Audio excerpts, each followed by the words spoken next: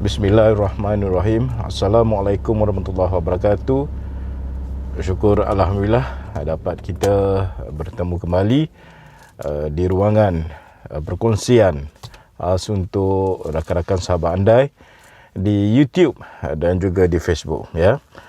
Dan apabila kita berada di wabak COVID ini, saya sarankan kepada anda semua agar terus berhati-hati, ya, di dalam anda mengerjakan tugasan anda maupun hal keluarga yang berada di luar sana. Baik, tuan-tuan dan juga puan-puan, sebenarnya saya nak share, saya nak kongsikan baru-baru ni viral mengenai salah seorang influencer, sepasang suami isteri, ya, yang telah menghina, ya, suaminya telah menghina gelandangan umur lebih kurang dalam 50 tahun, tak silap saya, 5 tahun lebih, tak silap saya, pakcik lah, pakcik Melayu tu. Macam ni lah, ya, saya nak bercakap fakta dan juga pengalaman saya sebagai seorang penceramah dan juga motivator, ya, selama 17 tahun ini. Okey, dia macam ni, ya. Tuan-tuan dan juga perempuan, yang pertamanya, okey, sebelum saya komen, saya dah tengok kedua-dua video yang viral, ya, pasangan suami isteri tersebut, terutama suaminya yang menghina gelandangan tersebut. Dan juga saya dah tengok video video penuh daripada pihak bernama yang telah menemu ramah di pusat gelandangan tersebut. Okey, jadi saya komen ni berdasarkan kedua-dua video. Jadi tak ada berat sebelah, ya. Jadi saya nak komen di sini. Ini adalah pengalaman saya sebagai penceramah ataupun motivator. Baik, pengalaman saya lebih daripada 15 tahun, ya. Dan saya pernah terlibat dalam jurulatih sebagai ketua jurulatih khidmat negara PLKN. Saya pernah menjadi jurulatih, saya pernah menjadi ketua jurulatih. Di bawah saya lebih kurang ada 17 orang jurulatih. Dan saya pernah ditempatkan di pelbagai kamp, ya, seluruh Malaysia. Okey. Dan kemudian sehingga kini saya juga adalah seorang penceramah pelbagai modul, ya. Termasuk modul kenegaraan, ya, modul pembinaan karakter, modul pengacara, protokol, ya, komunikasi, pembuangan awam, pelanggan dan macam-macam lagi yang saya terlibat, ya. Baik, yang pertamanya, bila saya dah tengok video tersebut, saya rasa dia bukanlah seorang motivator.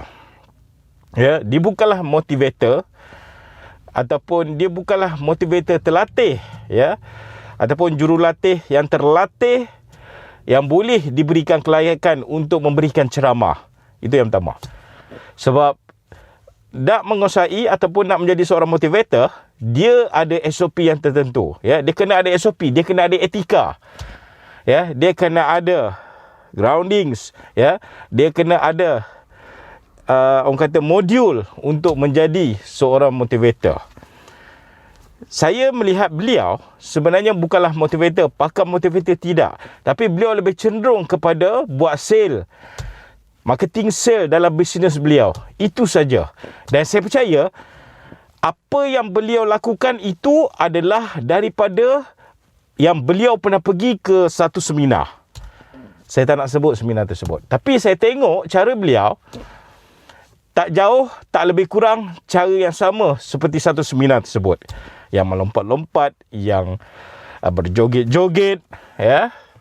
Saya tak salahkan seminar tersebut. Tetapi saya nampak beliau cuba nak menjadi seperti guru beliau. Itu salah. Okey? Tuan-tuan dan juga perempuan, nak jadi motivator, kamu tak boleh jadi guru tersebut. Kamu kena belajar daripada guru tersebut, tapi tak boleh jadi macam guru tersebut. Tak boleh tiru cakap, ya, percakapan guru tersebut. Kamu tak boleh ambil cara beliau 100%. Sebab kamu dengan dia tak sama. Ya, tak sama. Ya, air muka kamu tak sama, bahasa badan kamu tak sama, pergerakan kamu tak sama, semua tak sama. Itu sebab bila kita belajar dengan guru, kita kena belajar menghormati ilmu. Ya, first kena belajar adab. Yang kedua barulah belajar ilmu tersebut. Ya, adab ni sangat penting tuan-tuan dan juga perempuan. Nak jadi pakar motivasi pun kena belajar tentang adab. Adab ni sangat penting. Ya, dan dalam adab inilah diterapkan nilai-nilai murni, ya. Contoh macam kepimpinan, ya, jati diri, ya, semangat setiakawan, sistem badi dan pelbagai lagi. Okey? Itu sebab saya juga bila saya dalam PLKN, saya selalu cakap dengan jurulatih di bawah saya. Saya cakap dengan mereka, kita datang dekat sini, dekat camp, bukan kita nak ubah hidup mereka. Tidak. Kita datang kat sini, kita nak berkongsi ilmu dengan mereka. Saya selalu cakap macam ni kepada para jurulatih, ya. Sebab kita tak boleh nak ubah hidup mereka sebab mereka dah macam tu selama 18 tahun. Contoh, ini adalah pelatih PLKM.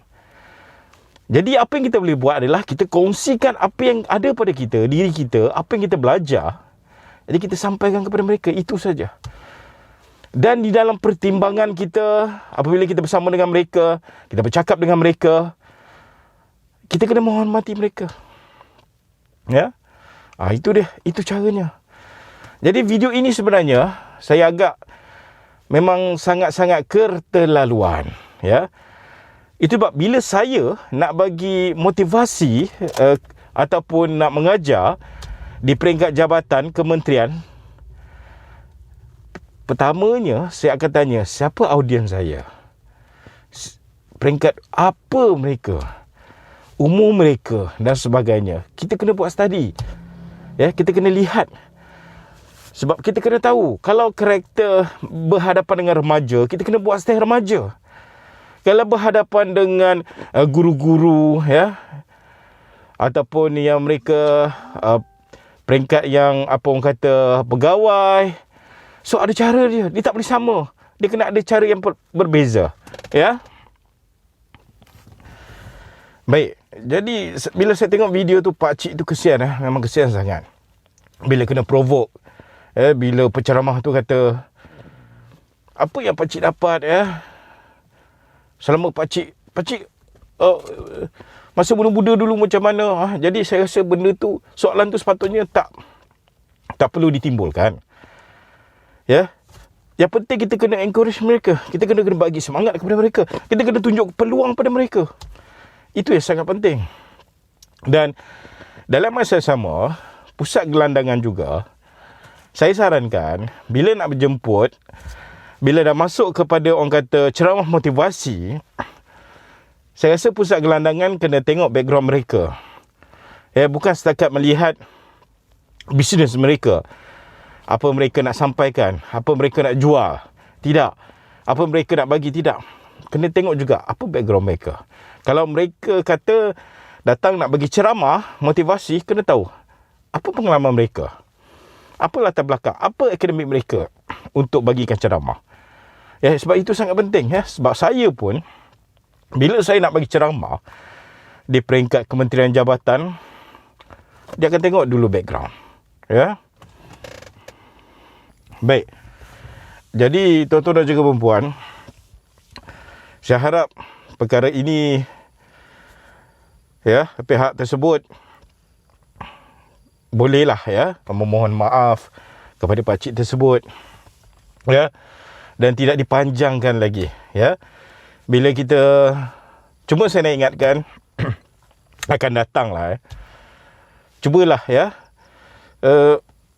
anda yang nak bagi ceramah tentang bisnes, first carilah guru.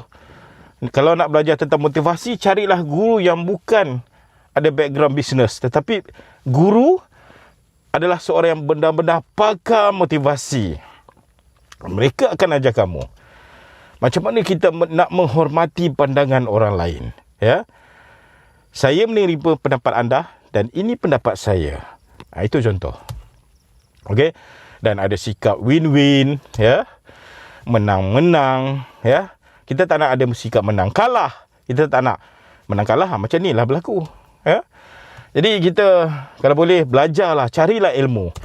Sebab motivasi dalam bisnes dan juga motivasi yang sebenarnya bila kita nak berhubung dengan audien, dia tak sama, Dia tak sama. Sebab motivasi dalam bisnes, fokus utama adalah bisnes, duit. Itu adalah yang pertamanya. Ya, jadi bila anda berhadapan dengan audien anda, pelanggan anda merasakan semuanya sama. Itu tak betul lah. Okey? Jadi itu sebab benda tu berlaku. Sebab anda merasakan orang lain dan anda melihat pakcik itu adalah seperti orang yang sama. Sebab anda main cakap aja. Ya, jadi benda tu tak betul. Okey? Jadi belajarlah. Ya. Belajarlah. Sehebat mana pun kita, saya selalu cakap dengan para peserta saya, dalam kehidupan ini kita kena belajar, bukan untuk kurang ajar. Ya, itu tak betul. Jadi hidup ini kena belajar, bukan untuk kurang ajar. So belajarlah. Sebab belajar itu tidak akan merugikan kamu. Ya, sebanyak mana sekalipun duit kamu, yang penting adalah adab kamu. Ya, itu sebab juga saya selalu cakap dengan peserta saya, kita belajar bukan untuk jadi hebat. Sebab bila kita hebat, kita akan jadi macam ni lah. Lupa diri, menghina orang. Akhirnya tengok apa yang berlaku. Orang tak hormat pada kita kan. Sebab apa? Sebab kesilapan diri kita. Jadi setkan dalam minda anda. Tolong setkan dalam minda anda. Kita belajar adalah kerana kita nak jadi orang yang boleh membantu orang lain. Itu yang sebenarnya. Jangan setkan saya belajar nak jadi hebat, saya belajar nak jadi hebat. Tak. Ya. Jadi hebat takkan mengekangkan kamu. Takkan menjadikan kamu seorang yang hebat. Tetapi akan menjadikan kamu seorang yang dihina. Inilah yang senang berlaku. Jadi tuan-tuan dan juga perempuan, dalam kes macam ni, ya, bermaafanlah, ya. Selesaikanlah dengan cara yang baik. Okey, kita orang muda, kita kena banyak hormat orang tua. Cara kita bercakap, cara kita beremosi.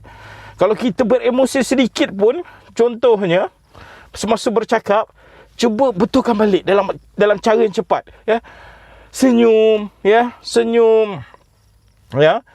Lepas tu intonasi badan kita ada orang kata ada caring, sayang. Macam tu. Okey? Jadi kita sebagai orang muda, belajarlah cara hormat. Dan yang paling penting dalam kehidupan kita, bila saya tengok video macam ni, saya sedih sangat, ya. Sebab apa? Bila kita ada sikap macam ni kepada orang tua, sama juga macam kita sikap ini dengan ibu bapa kita. Jadi ini tak perlu berlaku. Jadi itu saja pendapat saya, pengalaman saya. Ya. Nak buat kerja amal, nak bagi motivasi kepada gelandangan tu bagus. Tapi betulkan niat anda. Tetapkan niat anda. Supaya apa yang anda lakukan menjadi amalan dan diberkati Allah Subhanahu Wa Taala. Terima kasih dan kita jumpa lagi. Bye bye. Assalamualaikum.